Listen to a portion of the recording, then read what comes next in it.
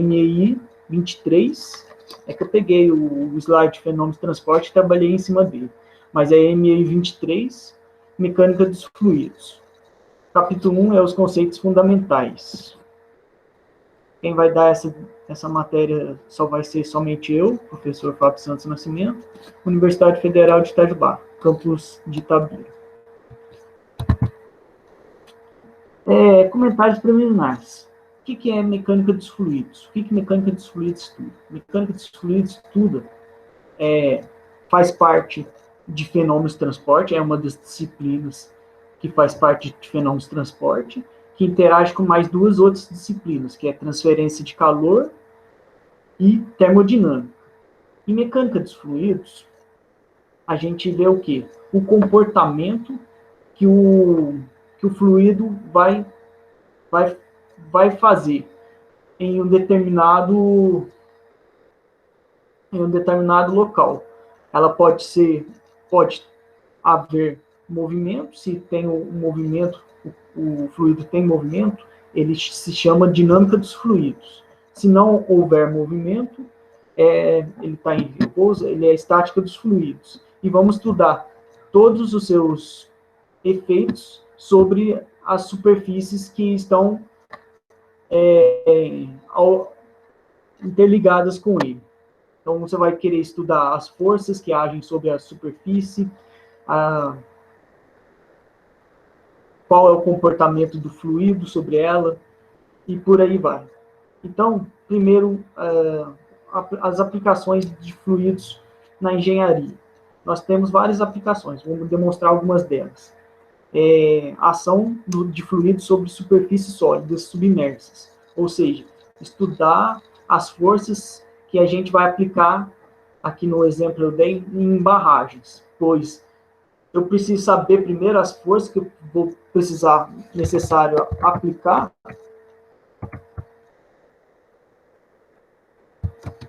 para que depois o engenheiro civil possa saber de que forma, qual é a resistência que a barragem tem que ter naquele local.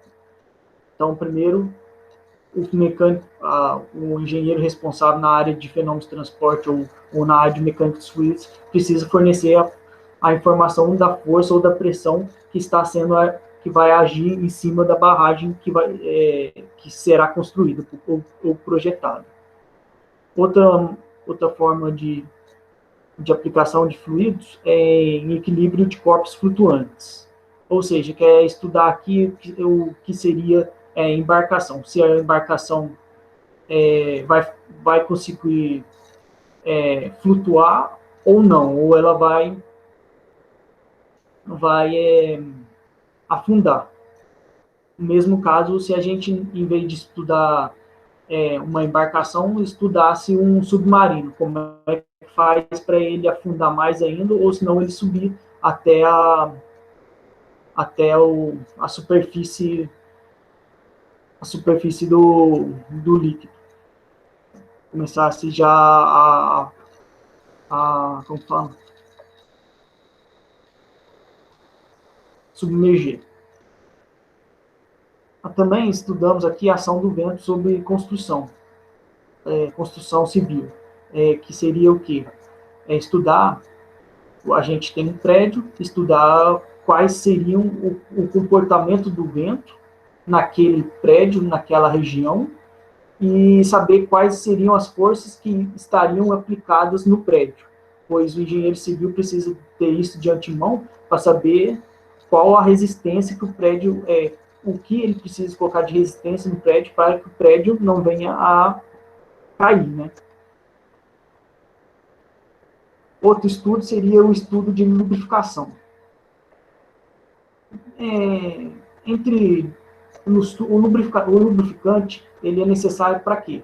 Para você colocar entre dois sólidos, para que não haja ou diminua, né, o atrito entre os dois sólidos. E vocês precisam estudar isso para entender como é que o fluido vai agir ali, de forma que ele não perca suas propriedades e o quanto que ele vai e o quanto que ele vai absorver de atrito ali entre as partes, ou seja, que, que os sólidos não entrem em atrito. Outra aplicação seria em transporte de sólidos por via pneumática ou hidráulica. Aqui eu coloquei o caso de elevadores hidráulicos. Você tem um elevador hidráulico, mas ele levanta um carro, mas e aí?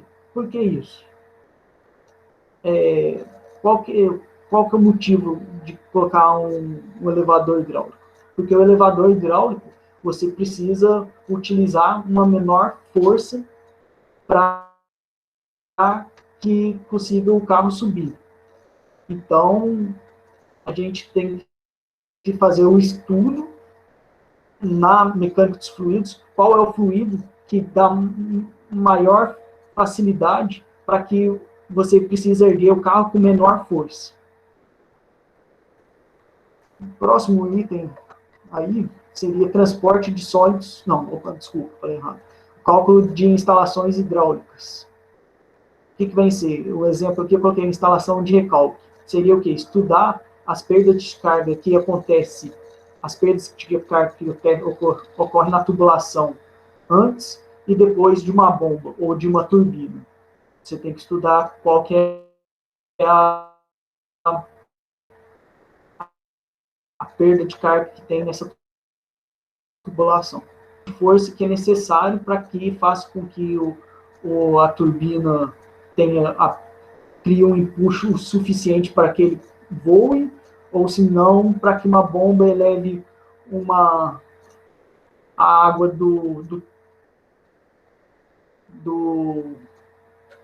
a água eleve, por exemplo, no prédio do subsolo até o térreo, até a parte de cima do prédio. Então, você precisa saber também qual a bomba que você vai escolher. Você não vai colocar a bomba mais potente. Você pode colocar uma bomba menos potente que faça o mesmo serviço, mas que te atenda, entendeu?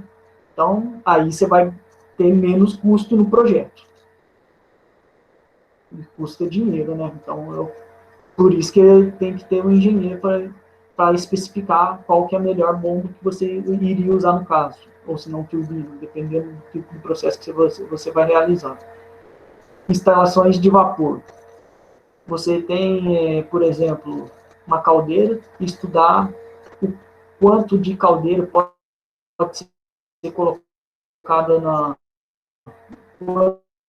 quanto de vapor pode ser espalhado esse vapor, para que a caldeira não chegue a derreter e faça o processo que ele é necessário ser feito.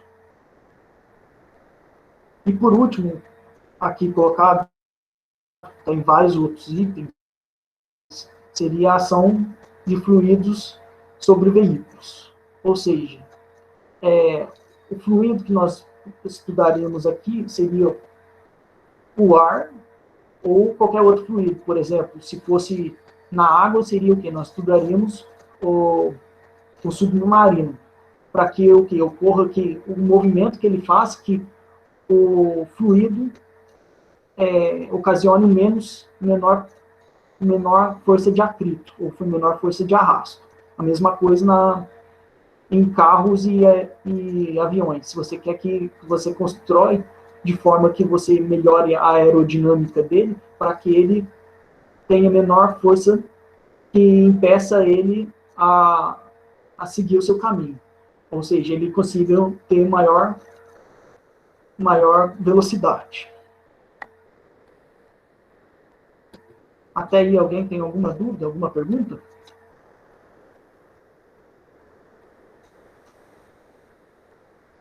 Então tá, vamos seguindo então. Agora, a conceituação de um fluido. A matéria pode ser encontrada de 3 formas: sólido, líquido ou gasoso. A gente define líquido gasoso como fluido. Por quê? A gente define ele como fluido. porque quando há a sua deformação, o líquido gasoso, por uma força Ft, uma tensão de cisalhamento tangencial, ele vai fazer com que essa deformação seja contínua, não chega a ter não chega a uma outra posição estática. Ele sempre vai, se a força continuar ali, sempre ele vai se deformando, sempre vai haver deformação nele, até que a força pare, aí a deformação no fluido vai parar. Mas enquanto tem a força, haverá deformação. Por isso que a gente chama essa deformação como deformação contínua. Agora, fazendo uma demonstração do que eu falei aqui, vamos colocar duas placas. Temos aqui duas placas. Nas duas figuras temos duas placas. E temos, na primeira, um sólido. E na segunda, um fluido. No sólido, a gente prendeu as duas placas. A placa de baixo está presa também ao chão e a placa de cima ela é móvel. Aplicamos uma força Ft.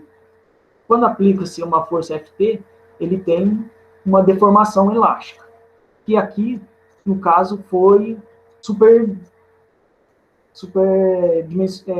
valorizado ou dimensionado para que vocês vissem que ela ocorreu uma deformação, até chegar ao seu equilíbrio estático. Se você fazer mais, aumentar a força Ft constante, ou continuar com essa força Ft, o que vai acontecer? Ela vai se romper, vai quebrar. Assim, a gente não está falando disso, ou seja, ela não tem uma deformação contínua, ela tem uma deformação elástica, e depois ela se rompe. Não é o caso que acontece com o líquido. O fluido. Que se você, primeiro aqui, eu coloquei aqui, escrevi, que a gente vai colocar um clorante entre A, B, C, D. Esse clorante, se nós for perceber colocando a força Ft, que é constante sobre ela, ela vai se deformar.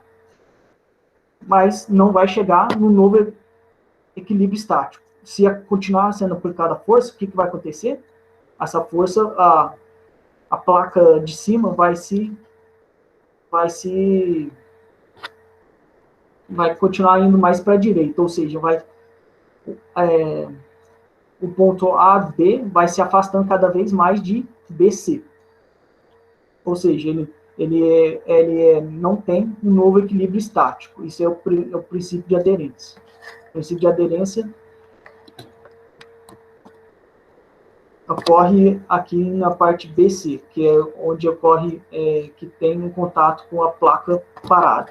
E aqui o princípio de aderência, que tem um contato entre a placa móvel. A D sempre vai estar em movimento com a placa. Alguém tem alguma dúvida?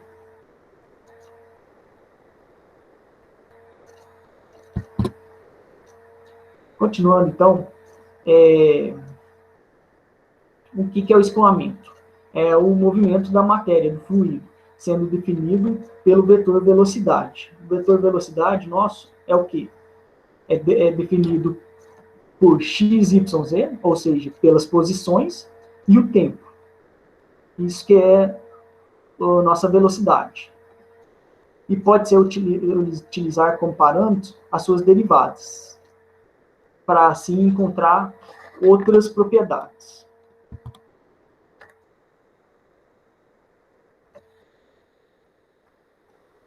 Então, como foi definido, o meio contínuo, que é um fluido, todos os fluidos são meio contínuo, como eu havia falado, líquido e gasoso. Ou seja, como é que a gente vai trabalhar com esses meio contínuos? Nós sabemos que o fluido, existe moléculas entre elas, como a gente pode ver a lupa no fluido. Você vê vários pontinhos que são moléculas interligadas uma com relação a ela. A gente não vai enfocar dessa maneira os problemas utilizando a matemática, pois assim nós não conseguiríamos utilizar a matemática dela. Portanto, o que nós vamos fazer? Considerar um meio contínuo, ou seja, você não vê a molécula. Você então você vai fazer o estudo dela de forma macroscópica e mensurar. Aí você consegue fazer a mensuração dessa manifestação molecular. Assim que a gente considera um meio contínuo. Dessa forma. Então, você não vê a molécula. Assim, um exemplo, nós temos que a derivada da massa em relação ao volume me fornece a massa específica. E assim a gente consegue obter as demais outras propriedades, como viscosidade, temperatura, pressão, e por aí vai. Quando a gente considera o estudo do meio contínuo, ou seja, macroscópico e mensurável. Quando é microscópico, quando a gente observa as moléculas e as suas ligações, a gente não consegue fazer o estudo em mecânica dos fluidos, utilizando a matemática que ele tem. Alguém tem alguma dúvida?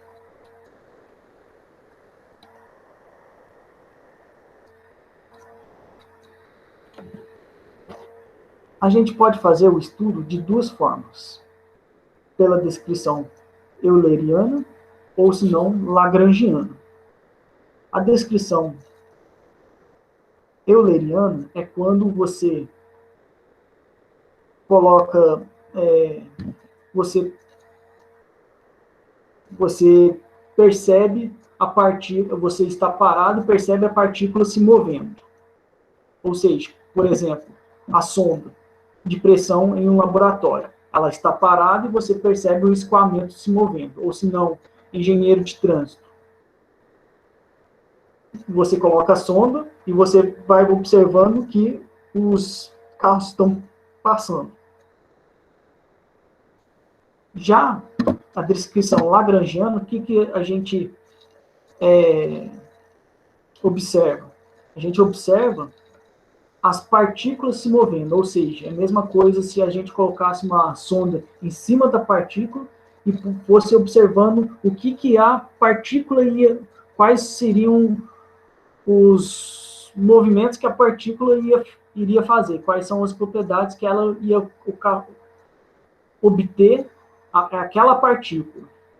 Isso é a descrição lagrangiana. Exemplo, por exemplo, oceanografia, que tem medidores de vazão se deslocando com as correntes principais. Ou se não, por exemplo, agora, tirando de fluidos, imaginando de forma grotesca, mas para que vocês observem, é a polícia.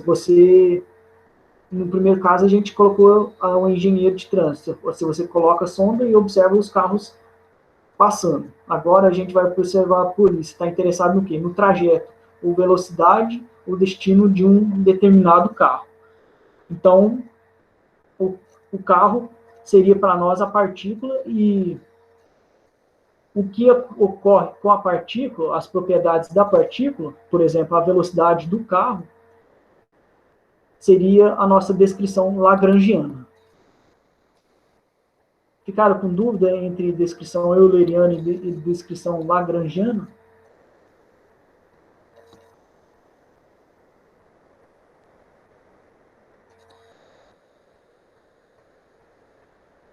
Essas duas descrições a gente pode atacar o problema das duas formas, ou pela descrição euleriana ou pela descrição lagrangiana, e tem que obter o mesmo resultado. Mas tem hora que é mais fácil atacar pela descrição euleriana, e tem outras horas que é mais fácil de atacar pela descrição lagrangiana. Por isso que são descritas duas formas aqui. No item 1.5, vamos comentar sobre o campo de velocidade. O campo de velocidade é descrito pelo vetor velocidade. E ele se você me fornecer a posição x, y, z e o tempo, eu consigo falar qual que é a velocidade naquela região. Aqui a gente tem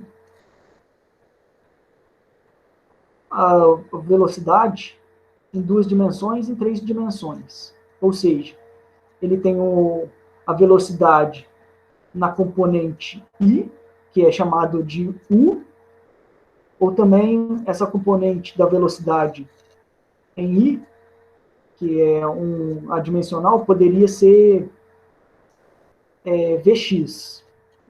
Fica mais fácil, Vx, e aqui seria Vy, uma componente na direção J. Ou 3D, que seria o estudo de U, V e W. Seria, ou seja, as componentes na direção U, na direção I, na direção J, ou na direção K, das componentes U, V e W, respectivamente.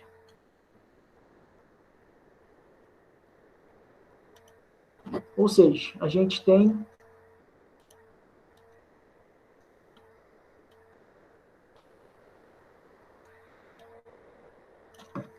o eixo aqui. Aqui não vou conseguir desenhar. Y. Desculpa aí o desenho horrível aqui. X, Y, Z. Se eu quero definir a velocidade nesse ponto, ele vai ter o quê? Vai ter um vetor velocidade. Esse vetor velocidade é V. Mas a gente pode decompor esse velocidade V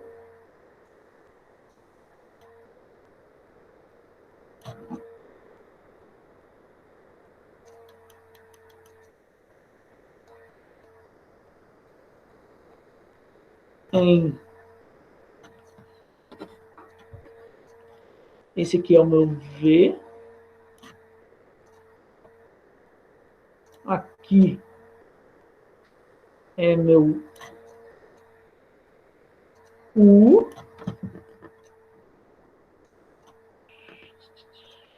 É que eu fiz em 2D, vocês não vão conseguir ver em 3D. Não consigo fazer também em 3D para vocês. Mas aqui eu tenho meu unitário, que seria o quê? Esse unitário é J. Unitário é quando um módulo tem o valor de 1. O módulo é 1.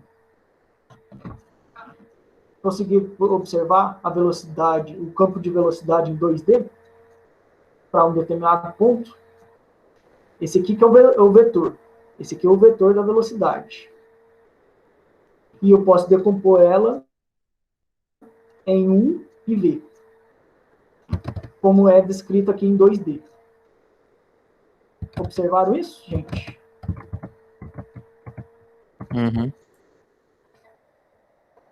Conseguiram observar? Alguém ficou com alguma dúvida? Não? Tá, e o desenho ficou bom também?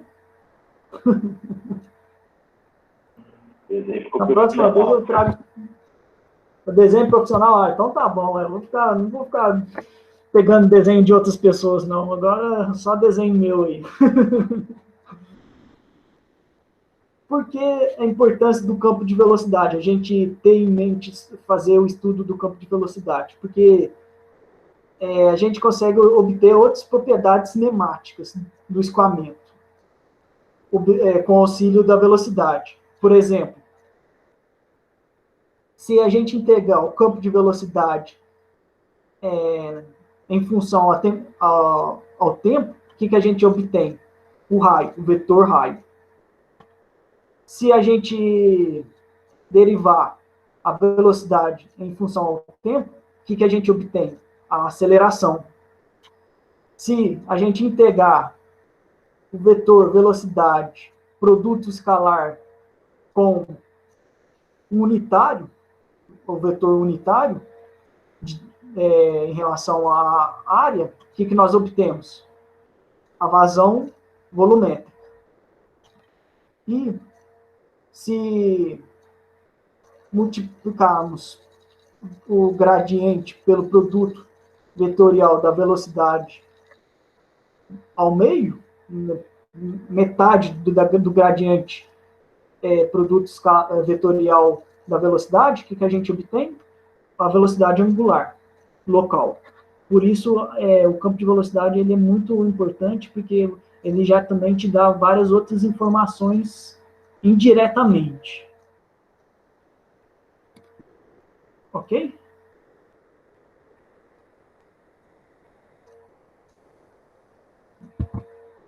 Porque eu sou um professor muito bom, rapaz.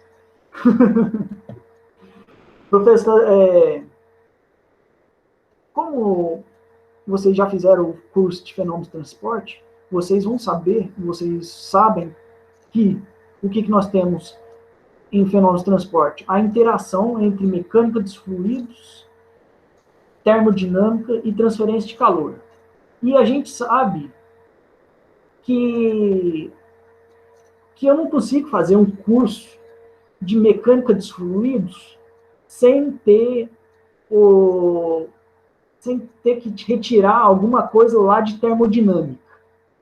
E mesma coisa de transferência de calor. Então, você vai ter que sempre ir lá em mecânica, em termodinâmica e transferência de calor e retirar alguma coisa para utilizar em mecânica dos fluidos.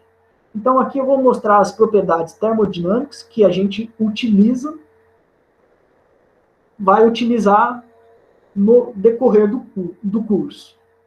Ok, gente? Aqui, inicialmente, antes de falar dessas propriedades, eu tenho que falar que nós temos dois tipos de grandezas importantes no escoamento. As propriedades, ela pode ser encontradas como um campo vetorial, exemplo, a velocidade. Quando ele é um campo vetorial, ele tem sempre um vetor em cima do símbolo. E o que quer dizer isso? Campo vetorial. Você tem a magnitude. Magnitude é o quê? O valor dele. A direção e o sentido. Então, velocidade tem sempre o seu valor, direção e sentido. Porque eu posso estar no mesmo ponto indo para frente, ou se não indo para trás, com a mesma valor. Então, só com a magnitude eu não consigo falar se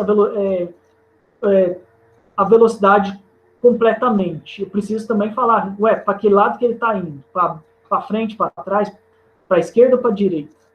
Então, eu preciso também saber a direção e o sentido. Já a pressão, não. Se eu dou a pressão naquele ponto, eu já consigo, só o valor, eu já consigo falar, não tem mais o que falar sobre ele. A pressão não tem direção e sentido. Somente o valor é necessário para dizer sobre essa propriedade. Então, esse aí já é o campo escalar. E temos várias outras propriedades, que ou ela está em campo vetorial, ou ela está em campo escalar, que eu vou demonstrar abaixo.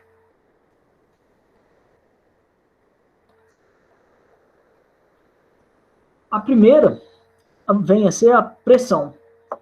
A pressão, aqui eu coloquei ela entre colchetes, porque eu posso demonstrar ela em relação às propriedades fundamentais. Nós temos 7 propriedades fundamentais, mas em mecânica utilizamos somente 4, que seria o quê? Massa, comprimento, temperatura, não, tempo, me desculpa, gente, tempo e temperatura. Ou seja, se eu colocar essa nomenclatura aqui, essa informação aqui, essa descrição aqui, massa elevada a 1, comprimento elevado a menos 1 e tempo a menos 2, eu consigo saber as unidades em qualquer sistema de unidade. Por exemplo, vou colocar aqui no... O que eu estou querendo dizer aqui? Eu não preciso saber a unidade, mas eu sei que... Opa. Eu sei que pressão é igual a massa elevado a 1. Eu não vou conseguir colocar elevado aqui, gente, me desculpa. Elevado a 1, mas elevado a 1. Comprimento a menos 1 e temperatura a menos 2. Graças a Deus que o θ eu não preciso, porque θ é elevado a 0, então não tem. Ou seja, se a gente agora for no sistema internacional, o que é? Não, pressão é igual a força por área. Ou seja, isso é igual ao quê?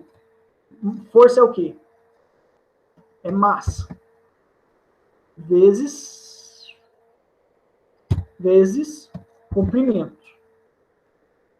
Isso tudo dividido por área. Opa, área. Não. Falei errado. Aqui é aceleração, não é? Massa vezes aceleração, dividido por área. Eu estou com duas... Não, só estou com uma propriedade fundamental, que é massa. Vamos colocar as demais em propriedade fundamental, que é massa. Aceleração é o quê? É comprimento elevado a 1. Opa. Temperatura. Não, tempo, quer dizer, tempo elevado a menos 2. Sobre a área, que é L, que é comprimento, ao quadrado.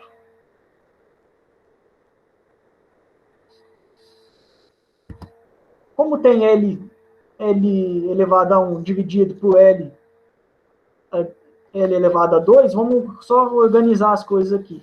Então, é M1, M1,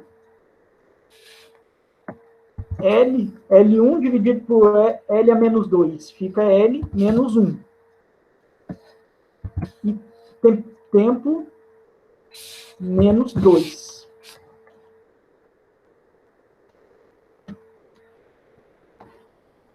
Essas são as dimensões fundamentais que a gente vai utilizar, ou seja, as unidades fundamentais que a gente vai utilizar, que é pressão é igual, se for colocar no sistema internacional, fica o quê?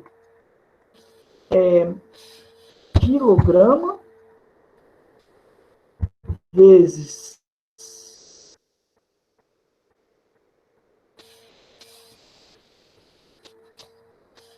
metro a menos 1 vezes segundo a menos 2.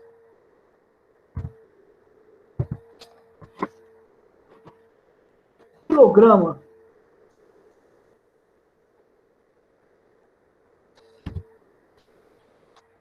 agora, vou ter que mostrar para vocês o que é força. Força é igual a massa vezes aceleração. Em parâmetros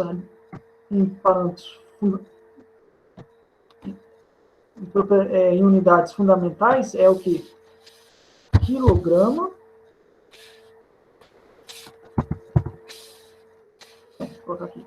Quilograma vezes metros por segundo menos... Não.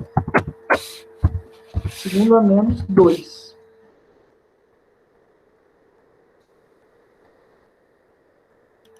Isso é igual a Newton. Então, a gente tem aqui que é o quê? Newton é esse quilograma, metros a menos 2. Para que eu consiga fornecer isso aqui, eu preciso achar e colocar Newton por metro quadrado. Aí eu obtenho esse resultado. Consegue entender ou não? Não entenderam nada? Hein, gente?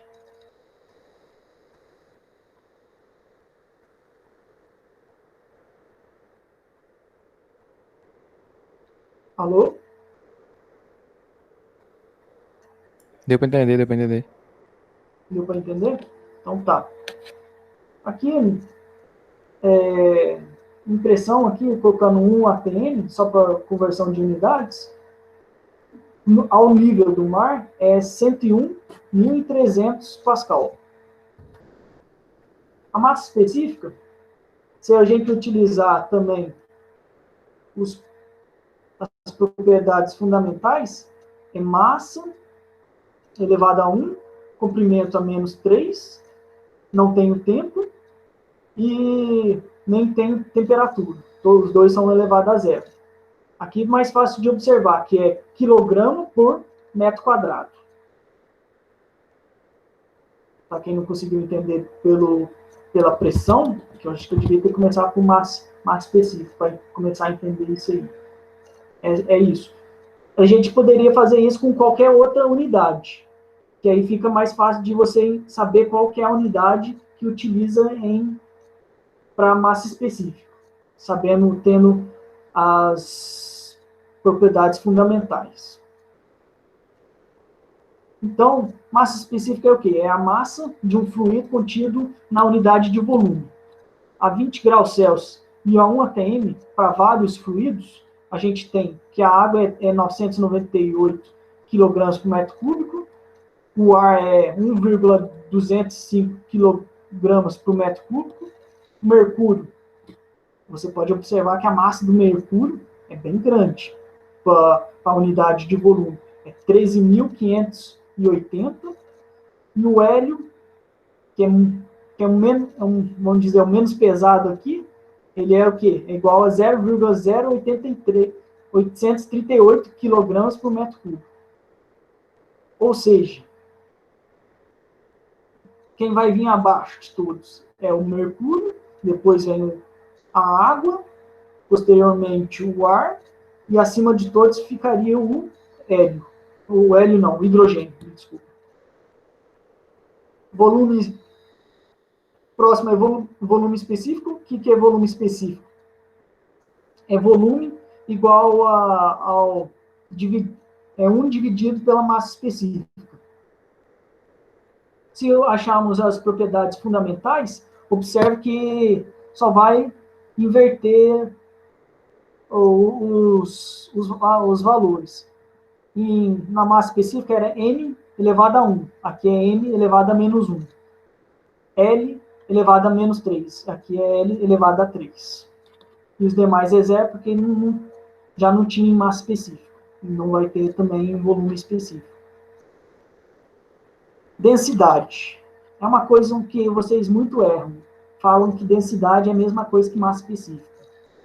Eu já havia falado para vocês em fenômenos de transporte.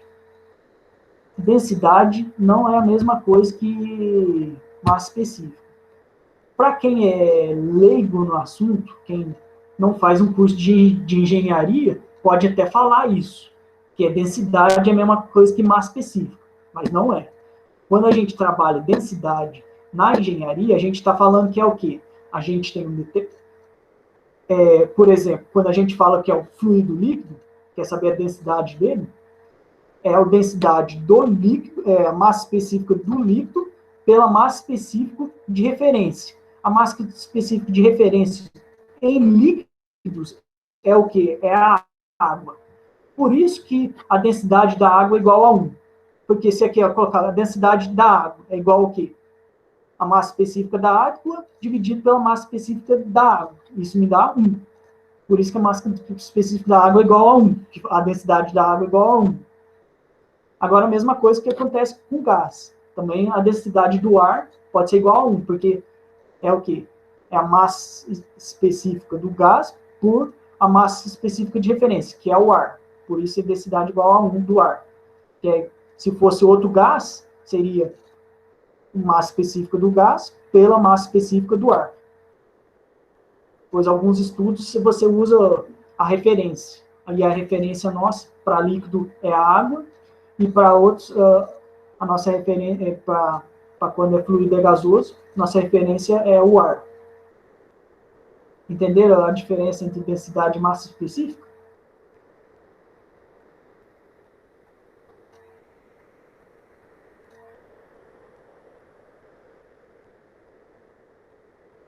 Vamos continuar. E peso específico, o que é? Peso específico é só multiplicar a sua massa específica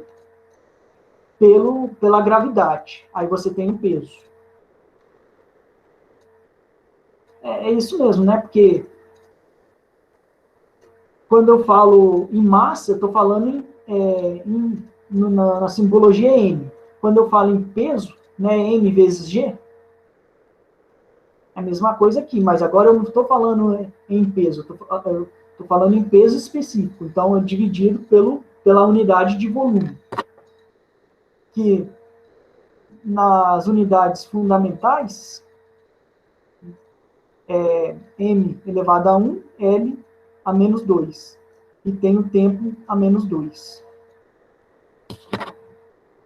O meu peso específico, ele é encontrado em newtons por metro cúbico.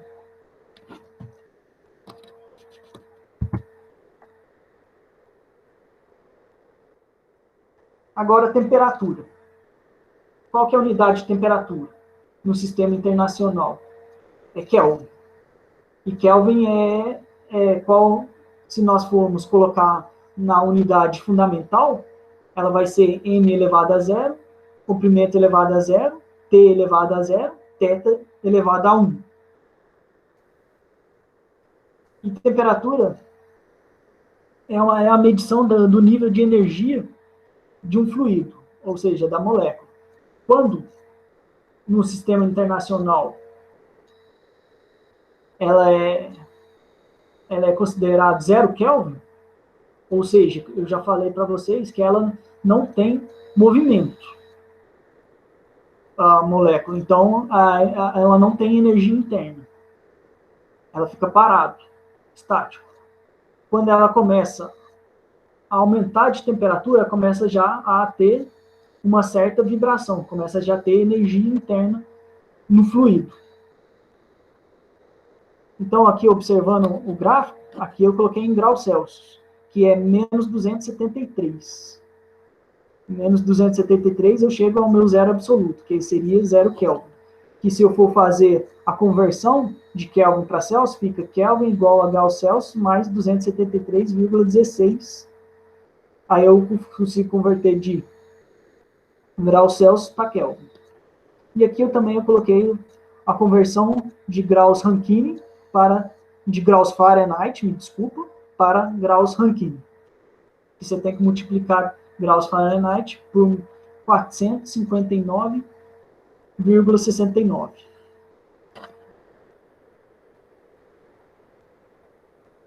Energia interna. O que é energia interna? É energia armazenada em um sistema por atividade molecular e força de ligação molecular. Ou seja, a gente está falando as energias moleculares que o fluido tem. Aqui. A energia, para a gente, sendo representada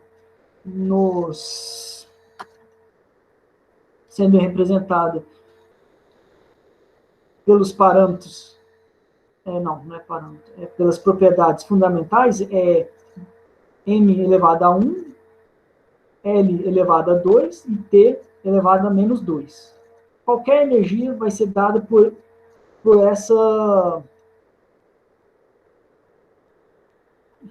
esses três parâmetros fundamentais. Ou seja, isso vai me dar que valor no sistema internacional? Qual unidade no valor no sistema internacional? Alguém lembra?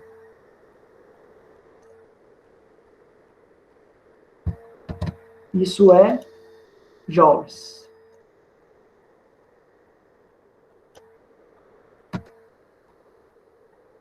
CJ, que é representado por J. E se eu vim da energia cinética, que é um outro tipo de energia, tem que ser o quê? Que é o que vocês mais viram, que vem lá desde o segundo grau.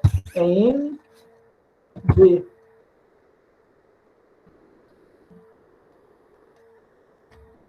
Fazer o seguinte, gente. Elevado ao quadrado, dividido por 2.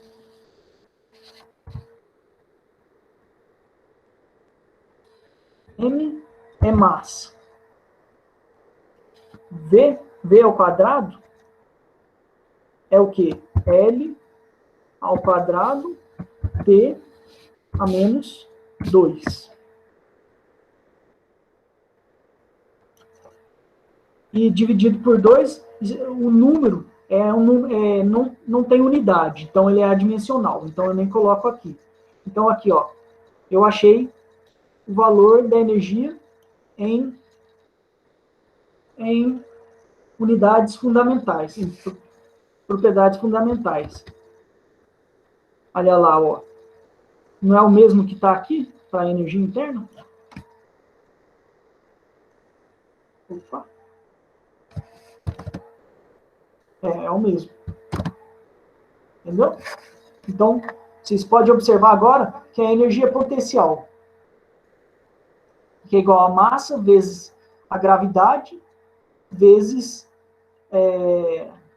a sua distância da referência, a sua altura da referência. Nós temos que também a energia potencial é dada pelas mesmas propriedades fundamentais. M elevado a 1, L elevado a 2, T elevado a menos 2. Isso corresponde ao trabalho necessário para se mover o sistema de massa da origem até um vetor de posição R igual a X unitário I mais Y unitário J mais E unitário K contra um campo gravitacional. Ou seja, você ou vai estar subindo com essa massa, ou senão você vai estar descendo com essa massa. Aí você vai estar ganhando energia potencial, ou você vai estar reduzindo a sua energia potencial. Tudo bem, gente? Até aqui? Energia cinética, como eu já havia falado, mv ao quadrado sobre 2, que também os seus parâmetros fundamentais também tem que ser a mesma coisa, porque é uma energia, a gente continua falando de energia. E representa a velocidade que a determinada massa tem. Isso é a nossa energia. Posteriormente, entalpia. Entalpia também é uma energia. Também é dado em joules no sistema internacional. Mostrado nos parâmetros fundamentais, seria a mesma coisa, também que energia. M elevado a 1, L elevado a 2, T elevado a menos 2. E ele é composto, a energia, a entalpia é composto por quais energias? Além, ele representa o trabalho que o fluido está fazendo. Ou seja, o fluido já contém uma certa energia, que é a energia interna, mais o trabalho que ele está realizando. Que no caso aqui a gente mostrou de um cilindro e pistão. Ou seja, mais PV. Esse aqui é o trabalho. Entalpia, então, é igual a energia interna mais PV.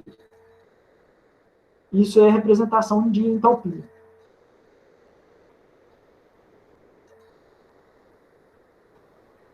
Alguém ficou em dúvida na explicação de entalpia, gente, ou não?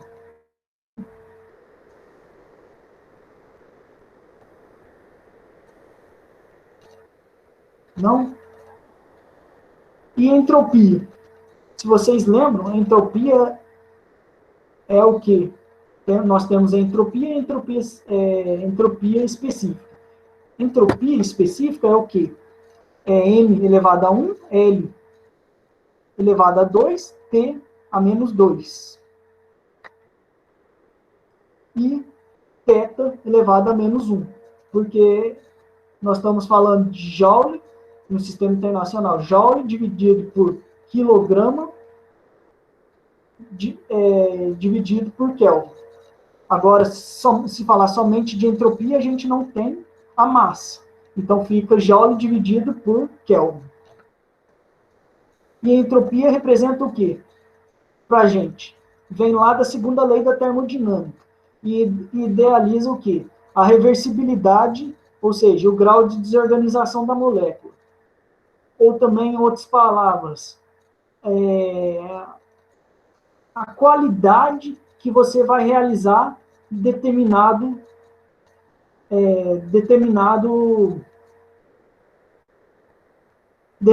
processo, para ele sair do estado inicial para chegar a um estado final. Qual que será a qualidade que você vai realizar isso? Quanto maior essa diferença, mais perdas você tem. Se não houver entropia, você está trabalhando com um processo isentrópico, que é o que nós queremos, que é não haver perdas. Que é o que? S inicial igual a S final.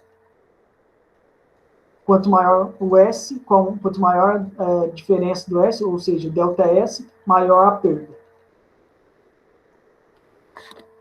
Hein, gente? Alguém ficou com alguma dúvida? Em algum assunto? Porque aqui eu já cheguei ao final da minha aula de hoje. E, posteriormente, também, quando haver tempo, eu disponibilizo... Peraí, gente, só ver agora como é que faz para a gravação. Interromper a gravação.